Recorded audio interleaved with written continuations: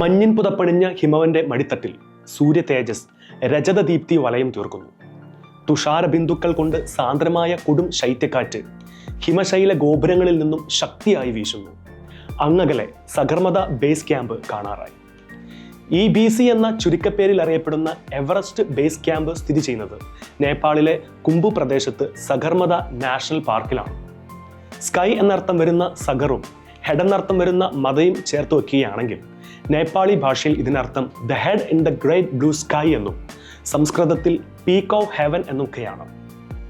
സമുദ്രനിരപ്പിൽ നിന്നും ഏകദേശം 5364 മീറ്റർ ഉയരത്തിൽ സ്ഥിതി ചെയ്യുന്ന ഇവിടം 1979 മുതൽ ഒരു യുനെസ്കോ ഹെറിറ്റേജ് സൈറ്റാണ്. പർവ്വതാരോഹകർക്കും ട്രക്കിംഗ് നടത്തുന്നവർക്കും ഈ പ്രദേശം പ്രാഥമിക സജ്ജീകരണങ്ങൾ ഒരുക്കിയിട്ടുള്ള ഒരു ക്യാമ്പിംഗ് സെന്ററാണ്. ഹിമാലയൻ ഭൂപ്രകൃതിയുടെ വളരെ ബൃഹത്തായ ഒരു ചിത്രം തന്നെ ഈ ബേസ് ക്യാമ്പിൽ വന്നെത്തുന്നവർക്ക് കാണുവാൻ സാധിക്കും. ഉത്തുംഗ ശൃംഖങ്ങളും മഞ്ഞുമലകളും എവറസ്റ്റ് കൊടുമുടിയുടെ ഭാഗങ്ങളും ഇവിടെ നിന്നാൽ കാണുവാൻ സാധിക്കും. കാഠ്മണ്ഡുവിൽ നിന്ന് വിമാനത്തിൽ ലൂക്ലായിലെത്താം. ഇവിടെ നിന്നാണ് മിക്ക ട്രക്കിംഗ് യാത്രികരും എവറസ്റ്റ് ബേസ് ലക്ഷ്യമാക്കി യാത്ര ആരംഭിക്കുന്നത്. ഇവിടെ യാത്രികരെ സഹായിക്കുവാൻ ഷെർപ്പകൾ എന്ന പേരിൽ അറിയപ്പെടുന്ന ഒരു വിഭാഗം ആളുകളുണ്ട്. ഇന്ത്യ, ടിബറ്റ്, നേപ്പാൾ എന്നിവിടങ്ങളിലെ ഹിമാലയ പർവ്വത പ്രദേശങ്ങളിൽ ജീവിച്ചു വരുന്ന ഒരു കൂട്ടം ആളുകളെയാണ് ഷെർപ്പകൾ എന്ന് വിളിക്കുന്നതെങ്കിലും എവറസ്റ്റ് കൊടുമുടി കയറുവാൻ ഒരുമ്പെട്ട് വരുന്നവർക്ക് ഗൈഡായിട്ടും സഹായികളായിട്ടും പണി ചെയ്ത് ഉപജീവനം നടത്തുന്നവരാണ് ഈ കൂട്ടർ. ട്രക്കിങ്ങിന് വരുന്ന യാത്രികന് ഏകദേശം 12 മുതൽ 14 വരെ ദിവസങ്ങളെടുക്കും ബേസ് ക്യാമ്പിൽ എത്തിച്ചേരുവാൻ. വളരെ വിദൂരമായൊരു ദുർഘടം പിടിച്ച ഒരു പ്രദേശമായതുകൊണ്ട് തന്നെ ഇവിടെയുള്ള സൗകര്യങ്ങൾ നന്നേ കുറവാണ്. ടെന്റുകൾ കെട്ടിയുണ്ടാക്കിയ താമസ സ്ഥലങ്ങൾ, പ്രാഥമിക ആരോഗ്യ കേന്ദ്രം, പരിമിതമായ സാറ്റലൈറ്റ്, റേഡിയോ, ഇന്റർനെറ്റ് മുതലായ സാങ്കേതിക സംവിധാനങ്ങൾ, അടിയന്തരാവശ്യങ്ങൾക്കായി സജ്ജീകരിച്ചിട്ടുള്ള ഹെലിപാഡ് സൗകര്യം എന്നിവയാണ് ഇവിടെയുള്ളത്.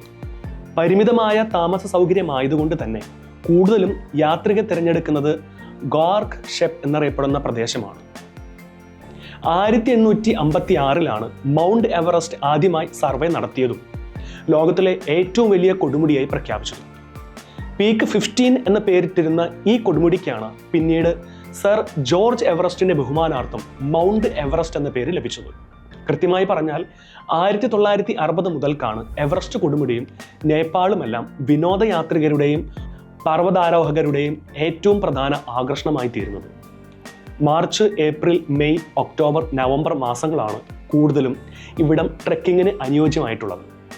അങ്ങനെ സഞ്ചാരികളും സാഹസിക യാത്രികരും എവറസ്റ്റ് കൊടുമുടി കീഴടക്കാൻ എത്തുന്നവരും തമ്പടിക്കാൻ എത്തുന്ന പ്രധാനപ്പെട്ട ഇടമായ സഗർമദ എന്നറിയപ്പെടുന്ന സൗത്ത് ബേസ് എവറസ്റ്റ് ക്യാമ്പിൽ ധന്യൻ പയസ് 12ാമൻ പാപ്പ വെഞ്ചരിച്ച കുരിശുരൂപം ഇവിടെ മഞ്ഞിൻ പരവതാനിക്കടിയിൽ സ്ഥിതി ചെയ്യുന്നുണ്ട്.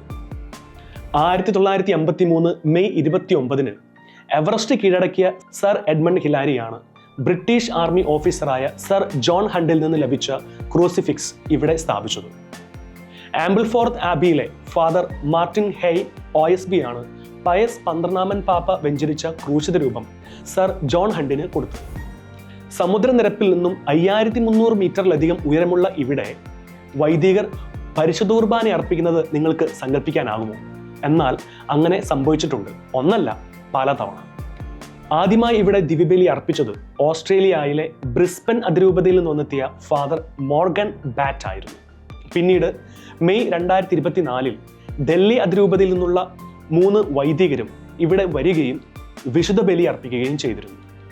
അതേ വർഷം തന്നെ ഒക്ടോബറിൽ അങ്കമാലി, എറണാകുളം അതിരൂപതയിൽ നിന്നുള്ള father Paul Parekkattil, father Aby Edassery എന്നീ 2 വൈദികരും ഇവിടെ വന്ന് വിശുദ്ധ കുർബാന അർപ്പിച്ചിരുന്നു. അങ്ങനെ ചരിത്രത്തിൽ ആദ്യമായാണ് യൂറോപ്പിൽ നിന്നുള്ള ഒരു വൈദികൻ, അതും ലിയോ 14ാമൻ പാപ്പ തിരഞ്ഞെടുക്കപ്പെട്ടതിന് ശേഷം ഇവിടെ വരികയും വിശുദ്ധ കുർബാന അർപ്പിക്കുകയും ചെയ്തത്. അങ്ങനെ സ്വർഗം ഒരിക്കൽ കൂടി ലോകത്തിന്റെ കൊടുമുടിയിലേക്ക് താഴ്ന്നിറങ്ങി. തങ്ങൾ ഇവിടെ വന്ന് ദിവ്യബലി അർപ്പിച്ചത് റെക്കോർഡ് മറികടക്കാനല്ല, പിന്നെയോ സമാധാനത്തിന്റെ തീർത്ഥാടനം നടത്തുവാൻ വേണ്ടിയാണ് എന്ന് വൈദികനായ നിനിയാൻ അലൻ ദുവാൻ പറയുകയുണ്ടായി. സ്കോട്ട്ലൻഡിലെ ഡുൺക്ലെഡ് രൂപതാംഗമായ ഫാദർ അലൻ ദുവാൻ തൻ്റെ 12 ദിന കാൽനട യാത്രയ്ക്കൊടുവിൽ എവറസ്റ്റ് ബേസ് ക്യാമ്പായ സഗർമദയിൽ 2025 മെയ് 14 ബുധനാഴ്ച ഉച്ചയ്ക്ക് 12 മണിക്കാണ് വിശുദ്ധ കുർബാന അർപ്പിച്ചത്. മീസാപോർ പാച്ചെ ലോകത്തിൽ സമാധാനം ഉണ്ടാവുക എന്ന ഉദ്ദേശത്തോടെയാണ് ഫാദർ അലൻ ഇവിടെ ദിവ്യബലി അർപ്പിച്ചത്.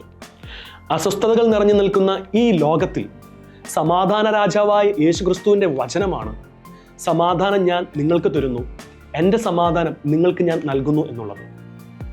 മാർപ്പാപ്പയായതിനു ശേഷം പോപ്പ് ലിയോ 14 തൻ്റെ ആദ്യത്തെ റെജീന ചേലി അഥവാ സ്വർലോകരാജ്ഞി എന്ന പ്രാർത്ഥനയോടുകൂടെ ലോക നേതാക്കളോട് പറഞ്ഞതും വീണ്ടും ഒരു യുദ്ധം ഉണ്ടാകരുതേ എന്നാണ്.